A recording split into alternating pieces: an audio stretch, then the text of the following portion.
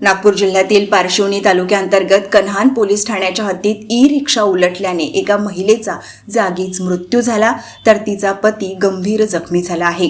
मिळालेल्या माहितीनुसार सालवा यसंभा येथील अंकित पाटील आणि त्यांची पत्नी शीतल पाटील हे ई-रिक्षाने कन्हान येथे नातेवाईकांना भेटण्यासाठी आले होते।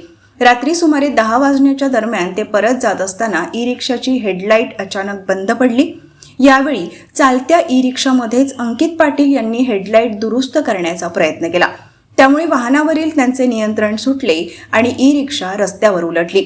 या अपघातात शीतल पाटील या ई-रिक्षाखाली दबल्या गेल्याने त्यांच्या डोक्याला गंभीर दुखापत झाली आणि त्यांचा जागीच मृत्यू झाला तर अंकित पाटील हे गंभीर जखमी झाले। अपघातानंतर दोघांनाही तातडीने कन्हान येथील प्राथमिक आरोग्य केंद्रात दाखल करण्यात आले।